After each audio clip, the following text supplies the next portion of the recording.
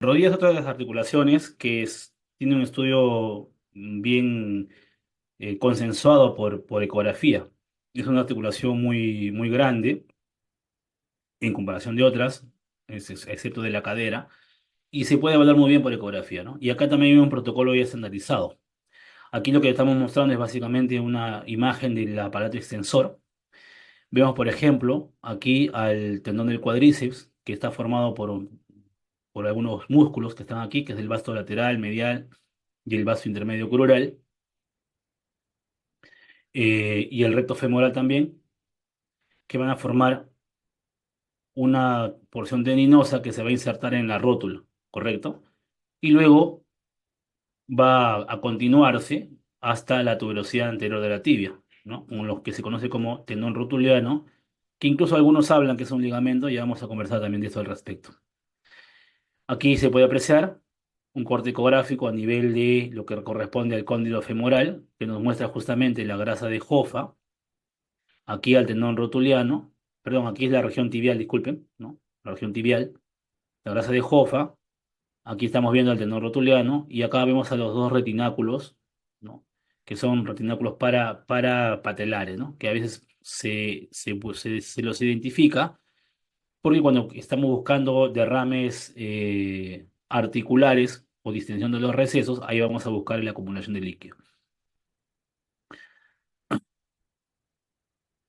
Acá también se ve, ¿no? Cómo el retináculo lateral y el retináculo medial viene de arriba hacia abajo, ¿no? Y a veces lo evaluamos básicamente en ejes transversales y vemos una franja hiperecogénica que simula un ligamento muchas veces.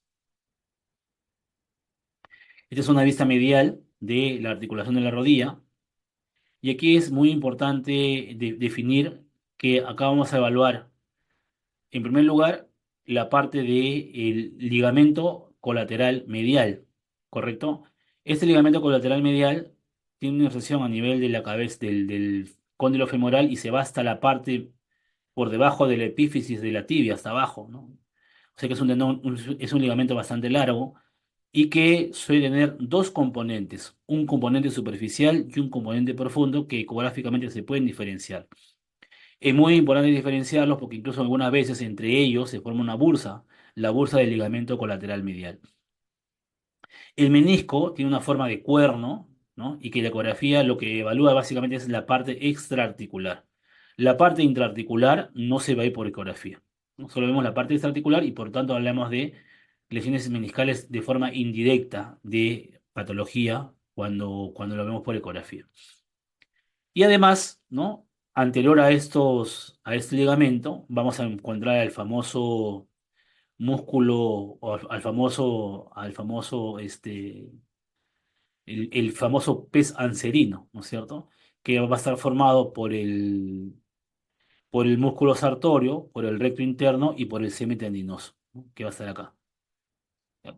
Y obviamente eso es interesante reconocerlo porque a veces entre el ligamento colateral medial en la parte más distal y encima de los tendones de la pata de ganso, voy a encontrar una bursa, que es la bursa de la bursa de la pata de ganso, que en situaciones de normalidad no debería observarla, ¿no? O sea, las bursas normalmente a veces por ecografía no se van a ver.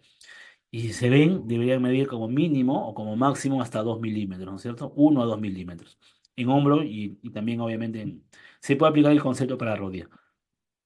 Pero como les digo en general, las bursas normalmente no se van a ver, excepto, que voy a mostrar acá algunas, por ejemplo en este caso la bursa infrarrotuliana profunda, sí puede verse y no ser necesariamente patológico. Pero no hay una medida de hasta cuándo es normal y hasta cuándo es patológico. Lo que se hace es básicamente estudios comparativos y asociado con el cuadro clínico del paciente, o sea, el dolor. Esta es la parte lateral, que es muy interesante entender porque aquí voy a encontrar la relación de la tibia y el peroné, ¿correcto? La tibia me va a servir para reconocer a la banda iliotibial. Es muy importante porque en ecografía hablamos de una patología que se llama el síndrome de la banda iliotibial y hay que buscar ahí algunos hallazgos ecográficos. Y luego, en la parte del peroné, voy a encontrar Varios ligamentos que se van a insertar, pero el que es más conocido y que más estudiado por ecografía es el ligamento colateral lateral. Y luego voy a ver también a la porción larga, o perdón, al tendón del bíceps femoral con su porción cabeza corta y su cabeza larga, que van a insertarse aquí en la cabeza del peroné. Y es muy importante entender aquí la apariencia ecográfica de la banda iliotibial, además de la evidencia, la diferencia ecográfica del tendón del bíceps y del ligamento colateral lateral, porque a veces pasa que en ecografistas que no tienen mucha experiencia confunden estas estructuras. Y una forma de no confundirse es sabiendo cómo colocar el transductor, que lo vamos a ver más adelante. Aquí vemos la parte de la cara posterior medial, y vamos a ver generalmente la relación entre el semimembranoso y el gemelo interno, ¿no? Y aquí vamos a ubicar a la famosa bursa de la fosa posterior o la bursa poplitea, ¿correcto? En la parte medial veremos al van vascular nervioso, o sea, a la arteria y la vena poplitea y al nervio tibial o nervio popliteo que después perdón, al nervio tibial, ¿no es cierto? Acá vamos a diferenciar, vamos a ver esta estructura vascular nerviosa. Y en la parte lateral vamos a ver que del nervio ciático, ¿no? Que se divide en un nervio peroneo común y en un nervio tibial, que es lo que sigue, lo que cambia de nombre. Y esto a veces se lo puede seguir, porque si bien es cierto, no lo vamos a hablar a detalle porque este es un tema muy engorroso, hay literaturas que hablan de el complejo posterolateral de la rodilla, porque aquí se ven, aparte de estos nervios, otros ligamentos, aparte del ligamento colateral lateral.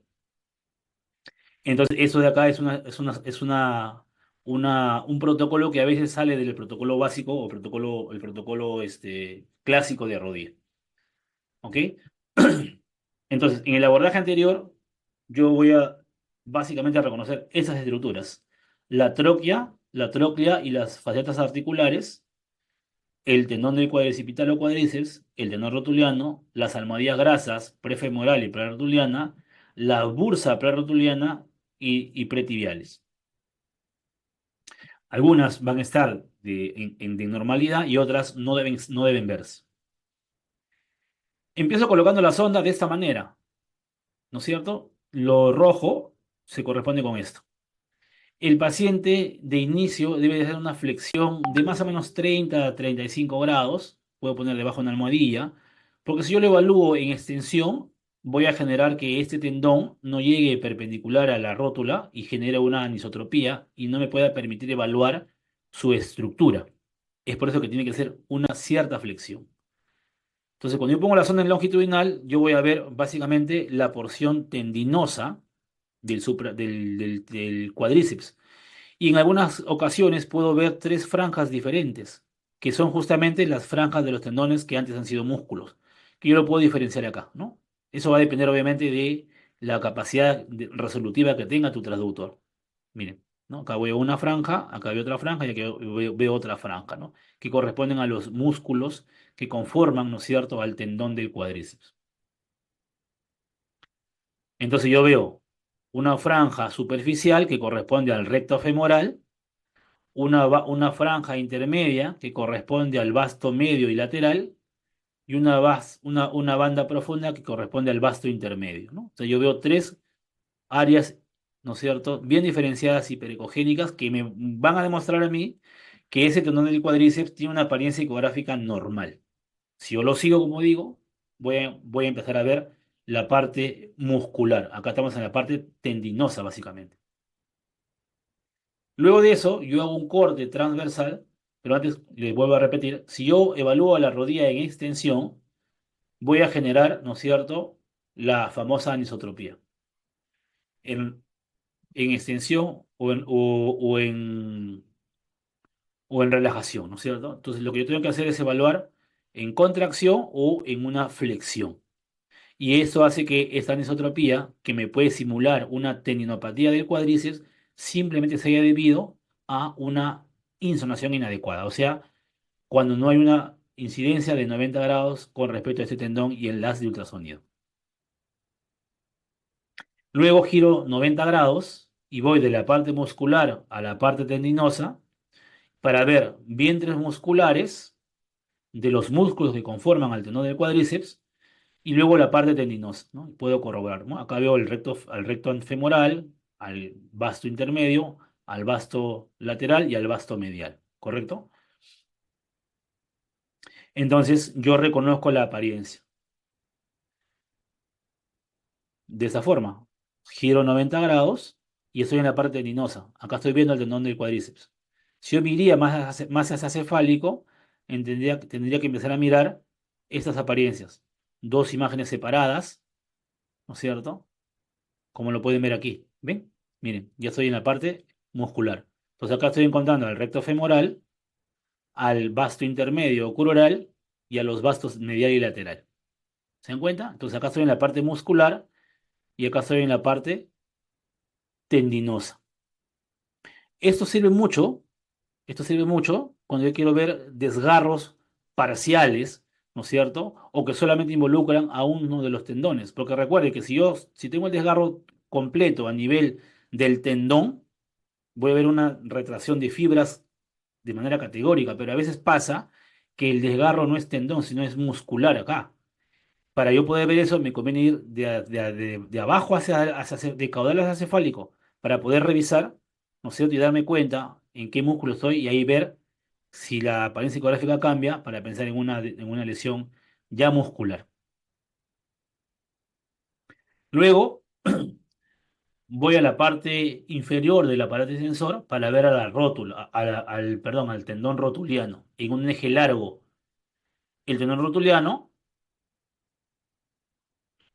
van a verlo aquí, en la parte de la rótula y en la parte de la tibia. Y aquí hay un área necoica que corresponde a la bursa infrarrotuliana profunda, que es normal. Antes de eso, quiero ver si acá lo menciono, denme un segundo. Denme un segundo, por favor. Ya, aquí quiero mencionar antes de eso. Aquí. Aquí, cuando yo evalúo el tendón del cuádriceps, perdón, debajo, ¿no es cierto?, entre la rótula y el fémur, voy a ver las grasas suprarrotulianas y las grasas prefemoral, que son unas estructuras más o menos hipoecogénicas que están contactando, que me van a formar el receso suprarrotuliano, que algunas veces lo llaman bursa suprarrotuliana. La evidencia se inclina por un receso, porque justamente se comunica con la articulación. Justamente cuando hay un derrame articular, el primer receso que se distiende, ¿no es cierto?, es el suprarrotuliano y luego los pararrotulianos. Entonces, esto que está acá es un receso, que puede haber a veces un poco de líquido entre 2 a 3 milímetros, que se puede considerar normal, a veces un poco más incluso, y no ser siempre una patología. En este caso, sí hay una variación en cuanto al tamaño, no hay una medida estándar, ¿no? Pero se dice que si ves un poco de líquido y no hay cuadro clínico asociativo, podría ser incluso normal y podrías compararlo con el lado contralateral para ver cómo está en el otro lado. Si lo ves igual, entonces puede ser un hallazgo simplemente como una variante de la normalidad y no ser necesariamente un derrame, una distensión anormal. Bien, entonces, en el tendón rotuliano, lo mismo, yo acá evalúo su porción o su eje longitudinal. Y acá es interesante que cuando ustedes hagan la evaluación, una vez que hayan encontrado el eje largo, como acá, se vayan de lado a lado, de lateral a medial o de medial a lateral. ¿Por qué? Porque este tendón tiene una anchura que es más o menos considerable, que supera a la anchura del traductor. Y es por eso que si yo solamente pongo el traductor así, de esta manera, de arriba hacia abajo y no me voy de lado a lado, podría encontrar unas zonas alteradas si no las busco, como una tendinopatía rotuliana o incluso imágenes quísticas dentro de ese tendón o incluso hasta unas rupturas parciales, que no son tan frecuentes, pero podría pasar. Entonces siempre hay que evaluarlo de lado a lado al tendón o de lo contrario, hacer su evaluación en el eje corto. Cuando evaluemos la parte inferior del aparato extensor, vamos a entender que va a encontrar una bursa por encima de la rótula, que es la bursa prerrotuliana, y una bursa por encima de la tibia y del tendón rotuliano, que es la bursa infrarrotuliana superficial. La bursa infrarrotuliana superficial y la bursa prerrotuliana, en situaciones de normalidad, no se deben ver por ecografía. Sin embargo, la bursa infrarrotuliana profunda sí se puede ver y puede ser normal. ¿Por qué se dice que es un tendón y no ligamento? Porque si ustedes acá comparan, justamente, miren, la parte más superior que corresponde al recto femoral se va a continuar, se va a continuar por encima de la rótula y va a ser como una prolongación. Y por lo tanto, ese hallazgo, ¿no es cierto?, hace que a esta imagen se le llame tendón rotuliano y no ligamento rotuliano. ¿Ok? La controversia viene porque decimos que si yo encuentro una estructura entre dos huesos, es un ligamento, ¿no? En este caso, claro, la rótula es un hueso sesamoideo, pero ya este corte y la evidencia ha demostrado que en realidad es una prolongación del tendón del cuádriceps y por lo tanto se debe llamar tendón rotuliano y no ligamento rotuliano. Entonces, cuando yo evalué al tendón rotuliano en una vista longitudinal, giro 90 grados, como ven en el esquema, y lo que obtengo es esta visión, así, ¿no es cierto? Un poco ancha, miren, viene desde acá hasta por acá más o menos. Todo esto es tendón rotuliano. Entonces, si yo pongo el traductor solo en una parte, no voy a ver lo demás. Tengo que hacer esto que está acá. Miren, ya roté, me voy de un lado, estoy en axial, miren, todo esto que está acá hasta aquí es tendón rotuliano.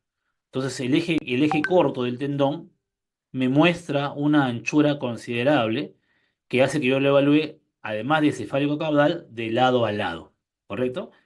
Y siempre ver un patrón fibrilar, ¿no es cierto? Y básicamente hiperecogénico predominantemente, que es un tendón rotuliano normal.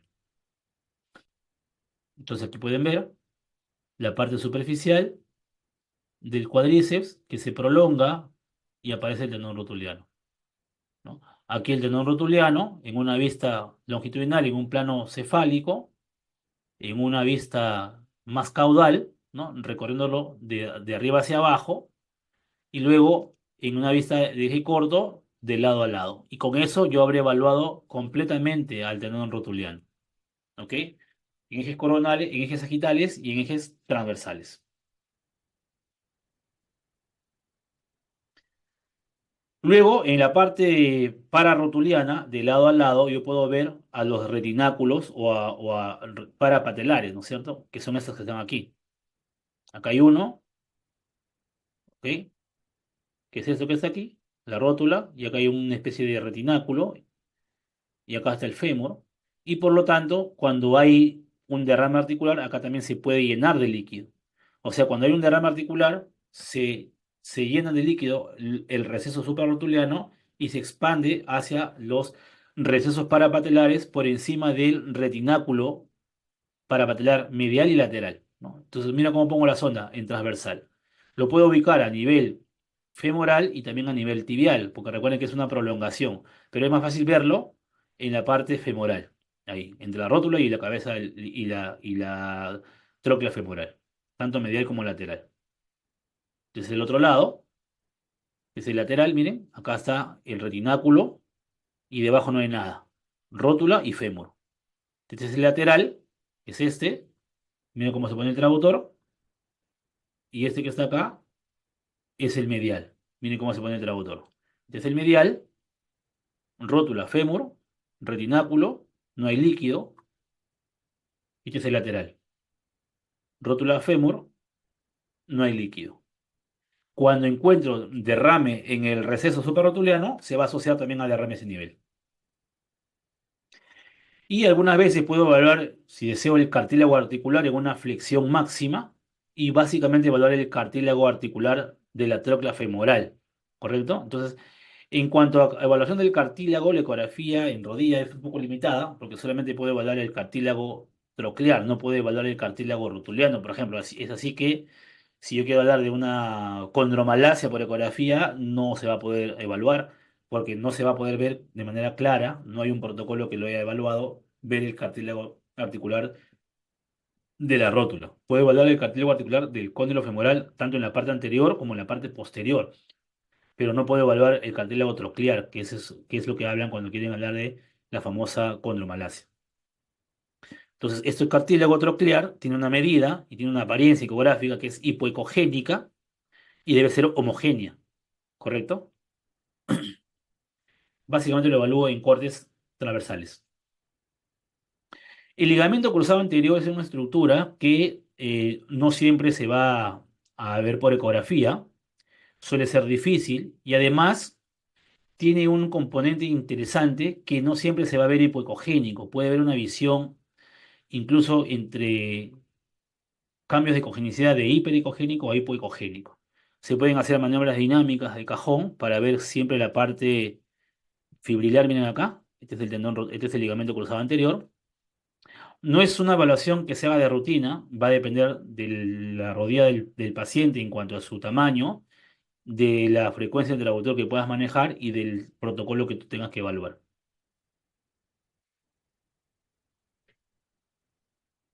Un segundo. Ya.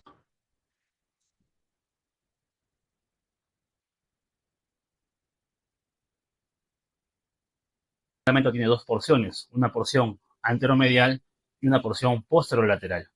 La porción posterolateral es más paralelo al haz de ultrasonido, mientras que la porción anteromedial es más oblicua, y es por eso que va a ser más difícil observarla. La idea de la ecografía es mostrar esas bandas hiperecogénicas que van a corresponder a la parte del posterolateral, porque la parte anteromedial, por la insolación del haz, se va a ver más hipoecoico y por lo tanto va a ser más difícil de reconocerlo. Veamos esto en la imagen ecográfica.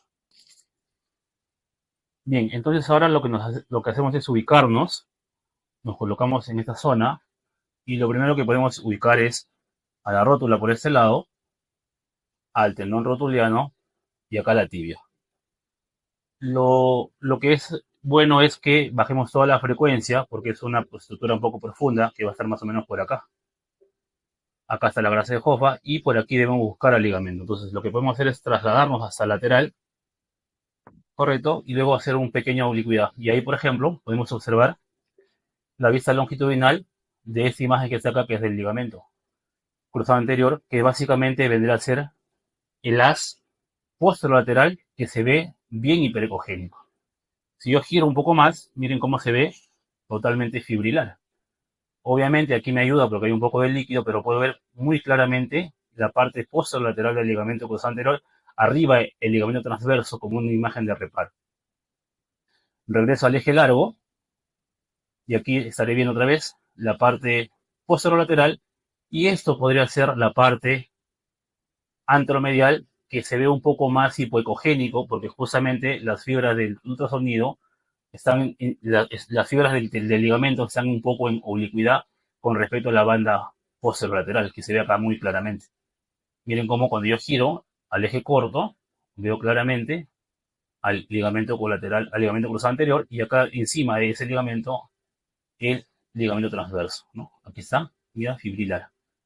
Entonces, esa es la manera por ecografía de evaluar el ligamento cruzado anterior, entendiendo que la parte posterolateral es mejor y diferenciable justamente por el haz de ultrasonido en relación a la estructura, que son más paralelos, ¿no? La parte anterior viene a ser un poco más oblicua y a veces voy a ver una banda más hipoecogénica como que está por acá, ¿no? La parte anterior, y aquí se vería toda la parte posterolateral. Anteromedial, anteromedial, acá está el ligamento transverso, anteromedial y aquí posterolateral, que justamente es la que se ve mucho mejor por ecografía.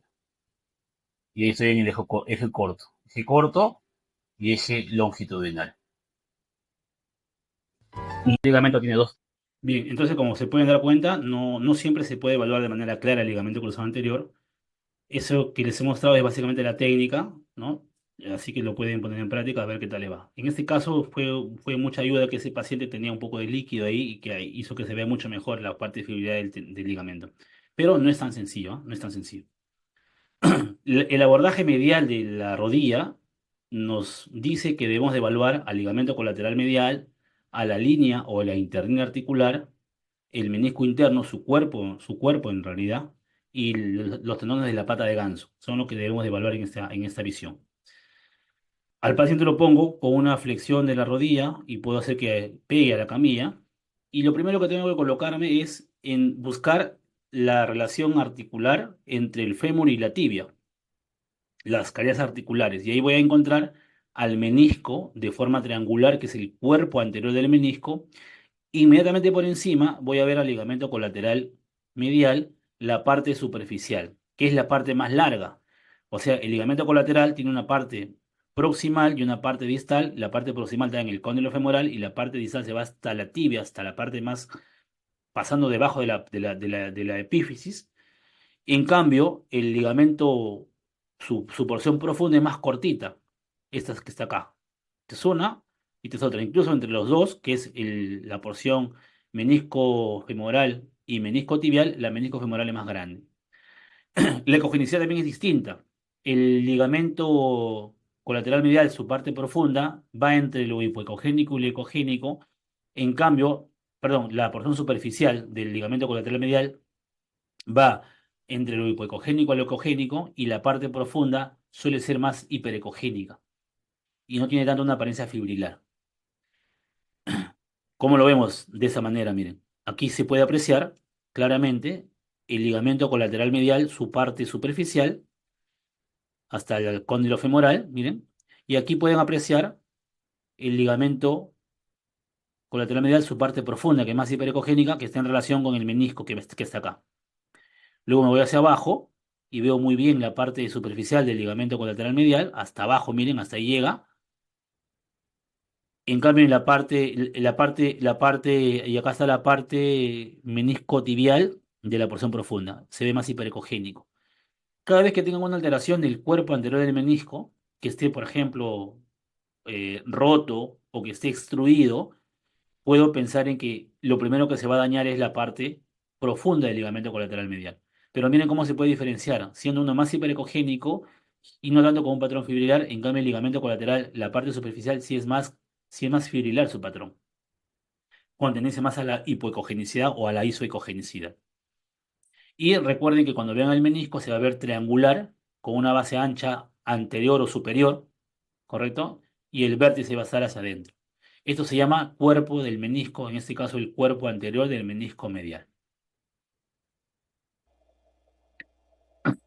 La pata de ganso es una estructura que se va a evaluar cuando yo termine de valorar la región del ligamento colateral medial. Miren cómo aquí yo veo el ligamento colateral medial, la parte superficial en blanco, la parte verde, ¿no es cierto?, que me muestra la parte profunda, y miren cómo la prolongación de la parte superficial me va a reconocer acá una arteria, que es la arteria geniculada, y yo acá ya tengo que empezar a sospechar que van a aparecer por encima del ligamento dos imágenes o tres imágenes hiperecogénicas no tan diferenciables que van a corresponder a los tenones de la pata de ganso.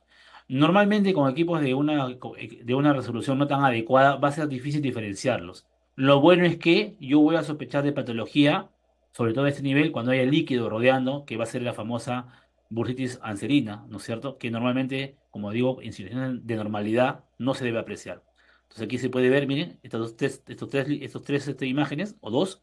Acá está la arteria geniculada que me corresponde a lo que es la pata de ganso. Entonces, miren, veo aquí el ligamento colateral medial, la parte superficial, aquí la parte profunda, sigo a la parte superficial, la voy a seguir, la voy a seguir, la voy a seguir, la voy a seguir, y cuando ya veo que termina, aparece acá la arteria geniculada. Cuando veo la arteria geniculada, que es una estructura ovoidea, esta que está acá, yo ya me doy cuenta que acá debo aparecer encima de esta banda hipocogénica tres o dos bandas hiperecogénicas ovoideas, que vienen a ser los tendones de la pata de ganso. Si veo líquido alrededor, ya es patológico. Entonces, de esta manera, ¿no? Aquí ven la zona cómo se coloca. No, perdón. Entonces, esa sería la forma de ver la pata de ganso. En el abordaje lateral, lo que yo voy a evaluar es básicamente la cintila tibial, donde yo voy a evaluar qué cosa. Voy a evaluar a la tibia, ¿no? Al tubérculo de Gerdi. Miren cómo está acá. Esto que está acá. Dame un segundo para acomodar esto antes que sigamos. Ha habido acá un pequeño error. Deme un segundo.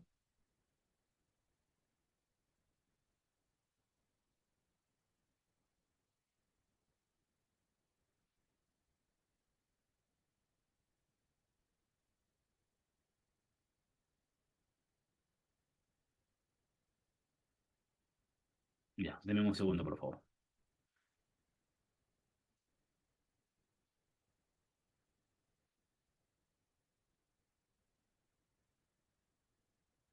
Y ahora sí, voy a compartir otra vez esto. Estamos aquí.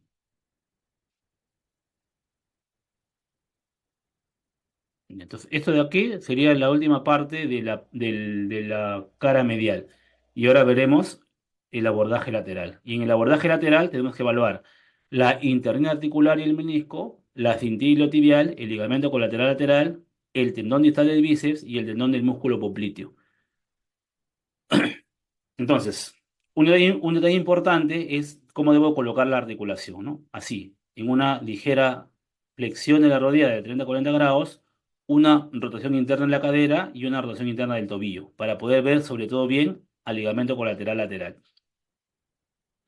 Lo primero que voy a evaluar, como les decía, era la banda iliotibial o la cintilla iliotibial. Y aquí mi punto de reparo va a ser la parte de la tibia, el tubérculo de Gerdi. Ahí comienzo. Ahí veo la parte distal de esta banda o cintila tibial. Luego de esto, yo lo voy a seguir hacia proximal y voy a reconocer cómo va a contactar muchas veces con el fémur. Y ahí, cuando hay un síndrome de la banda iliotibial, se va a acumular líquido. ¿Ok? Entonces, cuando uno evalúe la cintila iliotibial, más patología va a encontrar en la parte proximal que en la parte distal. Entonces, aquí empiezo, miren, aquí estoy encontrando la tibia.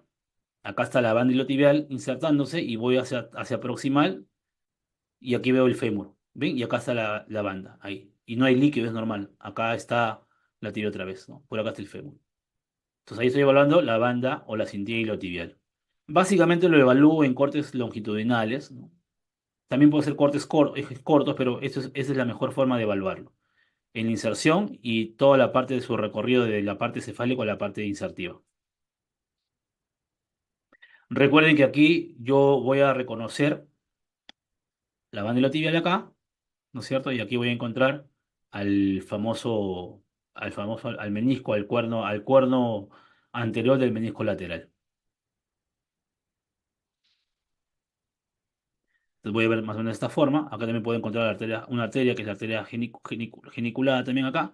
Y miren aquí, yo puedo apreciar un pequeño vaso y aquí puedo encontrar el menisco, ¿correcto? Ahora, aquí yo voy a evidenciar la tibia y el fémur, ¿correcto? Y acá está el menisco. Y acá en la parte posterior, en la parte más cefálica, voy a evaluar al tendón popliteo en una vista transversal, que es esta que está acá.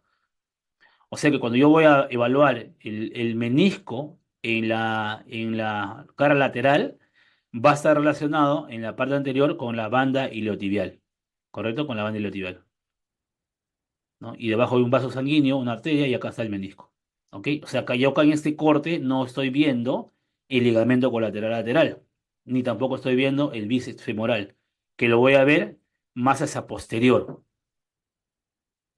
aquí, ¿no es cierto? O sea, yo cuando quiero ver el ligamento colateral lateral, lo que me conviene es buscar el peroné, tocarlo. O sea, toco al paciente en la rodilla, en la parte inferior, y busco el peroné. Busco esa prominencia ósea y ahí pongo mi traductor. Y luego lo dirijo hacia arriba, en dirección al eje de quién, de la pierna, miren. O sea, la pierna está en flexión y pongo el eje del traductor siguiendo el eje de la pierna, desde la región del peroné hacia cefálico, para encontrar qué cosa, la inserción del ligamento colateral lateral en el peroné. Luego, si yo lo sigo, voy a darme cuenta que llega hasta el fémur a insertarse. Como en esta parte, miren, acá estoy en la parte de peroné, bajo por aquí y llego acá. Y hay una particularidad, que este ligamento es más grueso que el ligamento colateral medial, ¿ok? Tiene mayor grosor, sobre todo en la parte proximal. Esto es una variante de la normalidad. No vayan a pensar que esto es una alteración del ligamento, sino que tiene mayor espesor, ¿correcto? Entonces acá está el peroné y acá está el fémur, ¿no? Y ahí estoy viendo el recorrido del ligamento colateral lateral. Hay una particularidad del ligamento colateral lateral con respecto al ligamento colateral medial. Es que no se le puede evaluar en un solo corte. Hay que seguirlo por la disposición en la que está. Tiene una disposición un poco ondulada. Entonces yo puedo hacer unas maniobras, como la que ven aquí, o sea, de lo que está la rodilla flexionada hago que lo pongan como un 4 por delante de la otra pierna para tensar el ligamento y poder verlo de mejor forma y ya no tener la anisotropía que me puede hacer ver en unas zonas hipoecogénicas y que algunos pueden pensar que hay una ligamentopatía ahí, ¿no? O que hay o que hay un esguince, cuando en realidad todo se da porque hay una anisotropía. Entonces es bueno hacer esto. Pongo la pierna de lo que está en el piso o en la camilla, la paso por delante de la otra pierna como un 4 y esa rodilla trato de bajarla hasta donde pueda para tensar más el ligamento. Y lo voy a ver de esta manera, ¿no? Aquí veo, miren, el ligamento mucho más tensado, ¿ven? Aquí incluso está un poco, aquí está un poco curvado, o sea, aquí está evaluado en esta forma. Miren, está curvado, pero se ve bastante bien. Es un paciente joven, pero miren cómo está un poco curvo, lo sigo. Y si yo a este paciente le hago que ponga la pierna como esta figura, voy a ver ahora esto. Un tendón, un ligamento recto prácticamente. ¿Ven? Desde la parte del peroné, ¿no es cierto?, hasta la parte del fémur. ¿Ven? Y se ve mucho mejor. Ya no se pierde se pierde la anisotropía. Y miren cómo acá está más grueso, pero es porque eso es normal, eso no es patológico, ¿correcto? Entonces, en reposo o en una flexión normal y en una flexión en forma de 4 o una forma más o menos dinámica para ver tenso este ligamento.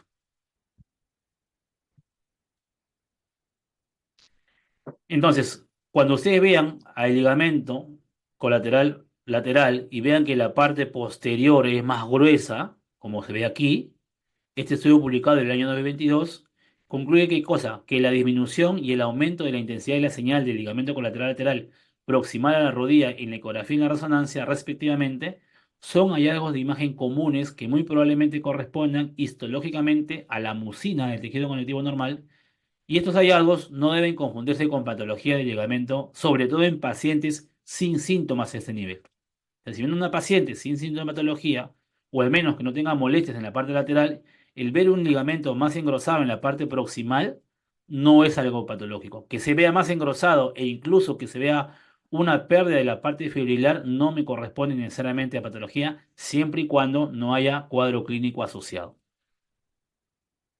Y también puede pasar, ¿no es cierto?, que puedan encontrar algunas veces un ligamento lateral bífido, como pasa en el bíceps. Miren, acá tengo la parte de los ejes cortos, tanto a nivel proximal como distal, y aquí un eje largo, ¿no? O sea que veo como una apariencia de un ligamento bífido. Y esto es importante, ¿por qué? Porque se puede confundir con un desgarro, con un esguince, perdón, o con una patología, ¿no? Entonces acá simplemente hay una bifidez. También, obviamente, el paciente no tiene antecedentes clínicos de dolor, ¿no? Pero los muestro porque la evidencia ha reportado la posibilidad de encontrar un ligamento colateral bífido. Y el bíceps, que es la otra parte, ¿no? Ahora lo que yo tengo que hacer es colocar el traductor con el eje, ya no hacia la pierna, sino con el eje del muslo. Igual, pongo el traductor a nivel del peroné, pongo el traductor igual a nivel del peroné, pero ahora la sonda se orienta en función al eje del muslo y ya no en función al eje de la pierna. Si yo oriento hacia la pierna, voy a ver el ligamento. Si oriento hacia el muslo, voy a ver al tendón. ¿Correcto? Que son diferentes, se ven más gruesos, pero en gente que no tiene mucha experiencia puede confundir esta estructura que ven acá, que es el tendón del bíceps, como el ligamento cruzado, el ligamento colateral lateral.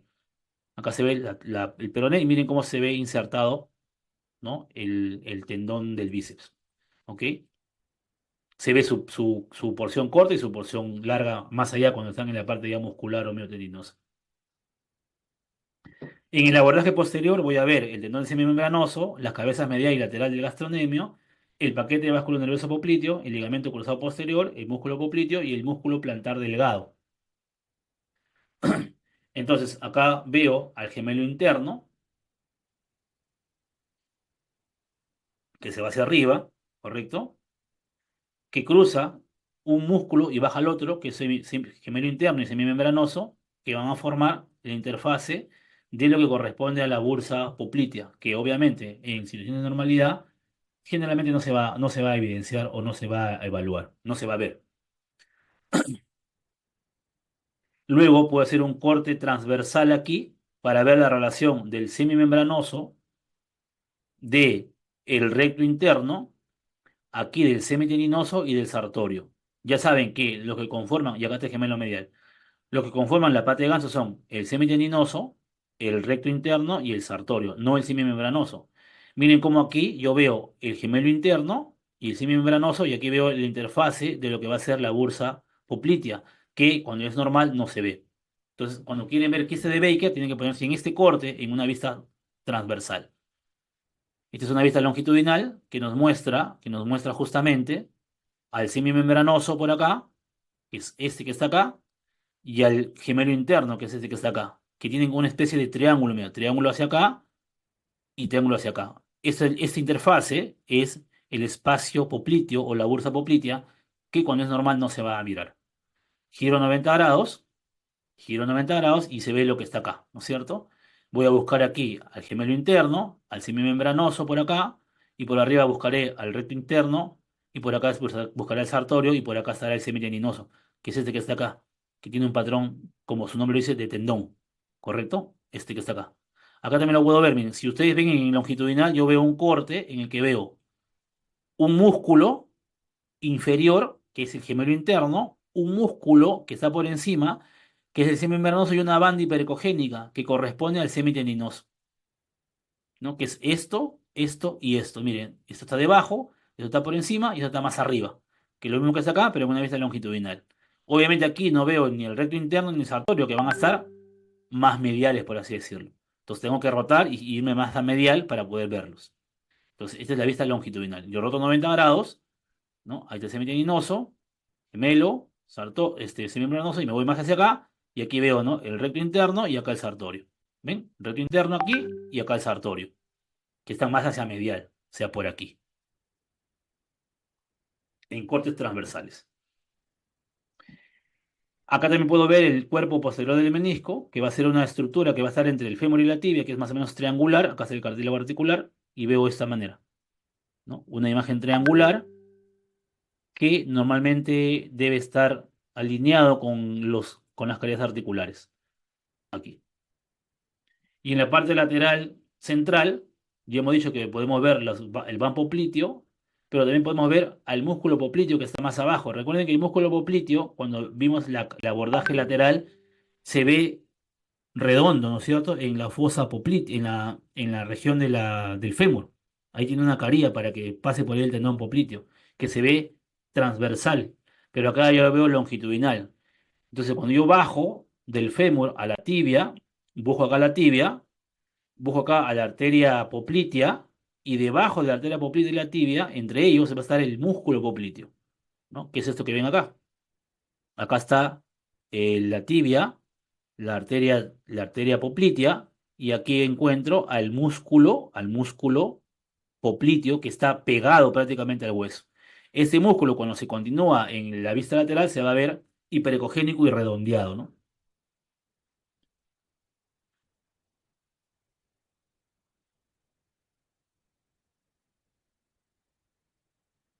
Aquí igual veo, por ejemplo, el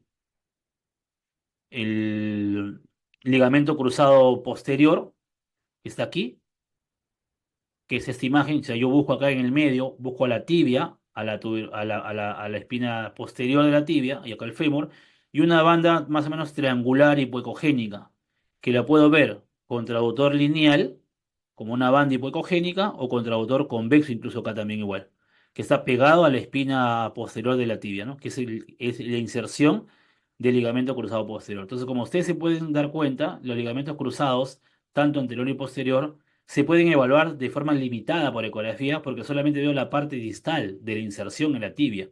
No veo todo el recorrido. El gol estándar es la resonancia, ¿no?